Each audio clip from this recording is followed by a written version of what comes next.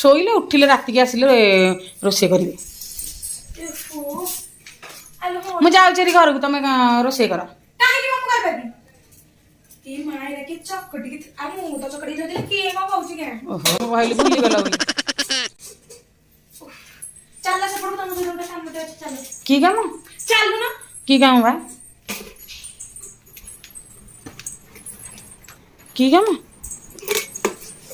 ବେଲ ଆସୁଛି। ମୁଁ ବେଲି ଫେଲି ପାରିବିନି, ଯା ଆମ ସାଡେ ପଳେଇ ଆସିବି ନା। ବେଲ କାହିଁକି ମ? କାହିଁକି? କାହିଁକି ମ? ମୁଁ ବସିକି ଏଇ ଘରର ତ ସବୁ କାମ ମୁଁ କରୁଛି, ତମେ କଣଟା କରୁଛ? ମୁଁ ବେଲି ପାରିବିନି। କଣଟା କରୁଛ ତମେ? ତମେ ଖାଲି କଣ ଖାଉଛ, ପିଉଛ, ଶୋଉଛ, ତା ଛଡା ଆଉ କିଛି କରୁଛ ନା? ଟିକେ ନାଇଁ, ମୁଁ ଧର ଘର ଓଳଉଥିବି, ମୁଁ ଧର ବାଥରୁମ ଗଲି, କଣ କଲି, ନାଇଁ ନାଇଁ, ତମେ ଟିକେ ଆସିଲା ବେଳକୁ ଘରଟା ଓଳେଇ ଦଉଛ। କାହିଁ ଓଳେଇବି ଯେ? ସଜରେ ବେଲ ଟିକେ ଅଟା ଧରିକି ପଳେଇ ପେଣ୍ଡି ପପ। ଆଜି କେହି ତମେ ରୁଟି ନ ଖାଉ, ମତେ ଯେତେବେଳେ ଭୋକ ଲାଗେ ମୁଁ ମାତ୍ର ମୁଁ ଯେତେବେଳେ 5ଟା ରୁଟି ନେଇକି 5ଟା ରୁଟି କରିକି ମୁଁ ନିଜେ ଖାଇବି। ତମେ 5ଟା ରୁଟି ଖାଇବ?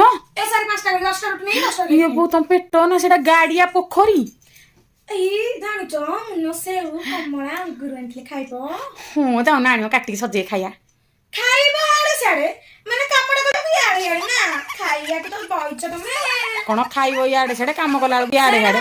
ଆରେ ଢେଗରେ ମୁଁ ଖାଇବାଟା ପଚାରିଲି, ଟଙ୍କା ଦେଲା ବେଳକୁ ନେଇଯିବ, କିନ୍ତୁ କାମ କଲା ବେଳକୁ ଆଉ ଜଣଙ୍କର। ମୁଁ ସେମିତି କରୁନି, ମୁଁ କରିବିନି, ତମେ ସେଥିରେ କର। ଏଠି ବସି ବୋଲେ ରାବଣ ବସିଲା ଭଳିଆ।